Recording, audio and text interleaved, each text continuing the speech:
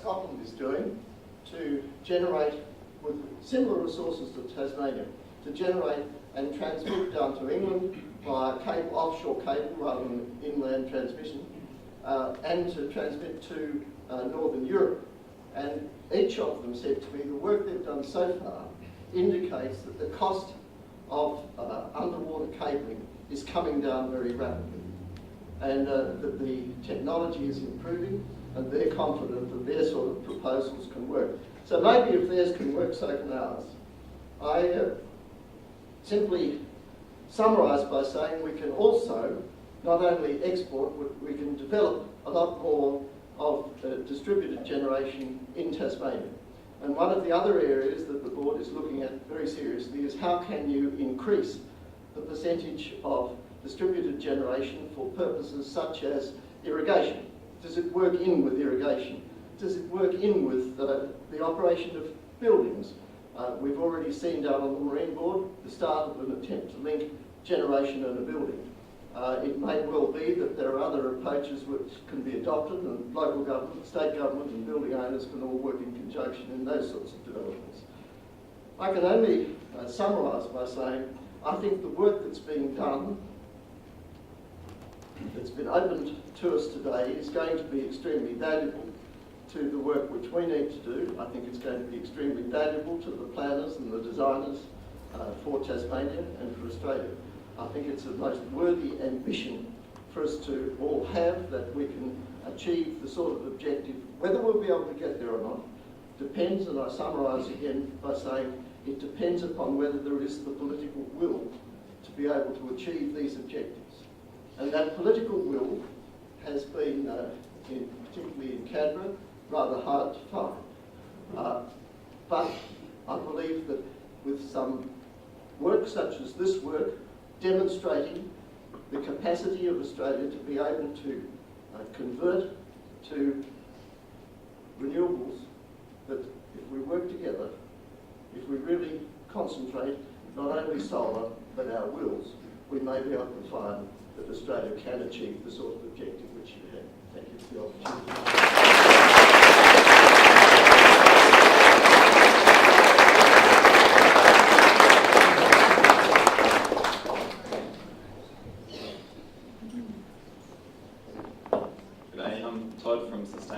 Tasmania. I'll try and keep it brief because I'm sure you're burning with questions for Matthew and Patrick about their plan to have Australia 100% renewable energy by 2020. But I do want to say a couple of things. Some of the things that I really admire about these guys is, like everyone else, they start off with the science. What cut do we need in our emissions by whatever date in order to secure a reasonably safe climate for all? But the next step that most people take, they look at it and go, ooh, it's a bit tough. Maybe we could just aim, put the bar a little bit lower. Maybe this percentage by this, a little bit longer out, maybe 2050, and we'll make it over 2000 levels instead of 1990 because it'll be higher then, and that'll be a little bit easier to achieve. And maybe no one will notice that we just sort of shifted the goal there. But not these guys. These guys are going, right, we need to actually reduce the concentration of carbon dioxide in the atmosphere. And so in order to do that, we need 100% renewables basically as soon as possible.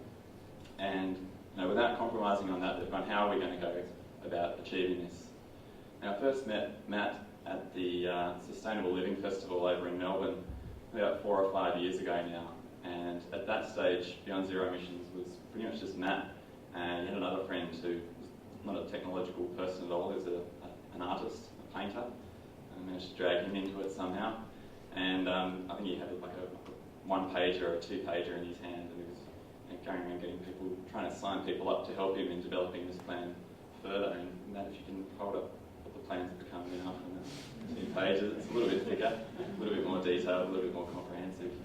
And at that stage, I was actually doing a PhD in renewable energy systems at the University of Tasmania.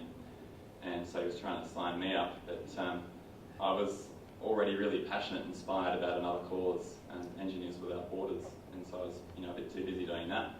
And my hope for the future was shifting away from the amazing technological fix to all of our problems and towards having hope in people. I really found that it was people that were going to make these changes, whatever they were, whether they were technical or behavioural, social, or it was really going to come down to people to make these changes. And so I started to focus much more on community development. 4 or 5 years later, Matthew has built a team around him, including Patrick, and hasn't lost sight of that focus and hasn't compromised on that goal of achieving a plan to achieve 100% renewable energy by 2020. And that's the plan that they've presented to us today. But I realised that it's still going to require both the technological as well as the people. And this plan is just so mammothly ambitious. It's going to require so many people to come together and make this thing happen, to construct all of these things and get this plan together. It's just going to be an enormous effort. And for inspiration, I'm trying to think of a place or a time when a whole island has managed to come together and build all of these things with blood, sweat and tears, and using technology and people, and actually come up with a 100% renewable island. But I just can't think of one.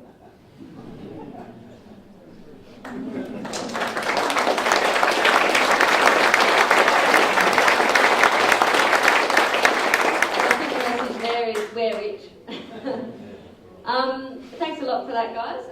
Just before we go any further, we'll go on to questions, but before we do, I'd just like to thank Lisa Singh, who's Senator-elect that's here, also our local councillors, Bill Harvey, Helen Burnett, Sharon Van Bertucht, Phil Cocker. As we've heard, political will is a very strong part of this, so it's great that we've got some elected reps here today. We've also got apologies from Rob Ballantyne, David Barton and Andrew Wilkie. So what we're going to do for questions, the panel are all lined up here. We might just get a few words from our Corso first, for our great sponsors. And then we'll just have questions to the panel, so keep thinking questions. Thank you, Hannah. My name's Simon Bowie. I'm on the Corso Foundation, and some of you probably would know Claudio and Leslie. The Corso Foundation's been going for about 9 years, up to a 10th year. And I'm sure if those people who do know Claudio and Leslie, they were involved in stopping the draining, the flooding of Lake Pedder, and also stopping the Franklin campaign. In fact, got arrested down the Franklin campaign. I'm sure if they were here today, they'd be very, very interested and keen to drive this process forward. Our Corso Foundation providing funds for this is a way for us to actually be at the forefront of innovative development. With another hat on, I'm also on the National Board for the Sustainable Economic Growth of Regional Australia, and I'm sure that talk, next year's conference in somewhere like Geelong, would certainly inspire a lot of rural towns and areas that are actually looking for change and want to create that change. So I can only agree with Peter about the political will in Canberra, but I'd certainly be encouraging to also have a look at the political will of each state and territory government to drive things forward. So the Corso Foundation are very, very happy to provide the money for Climate Action Hobart to progress this process. So thank you, Hannah, and thank you, Phil.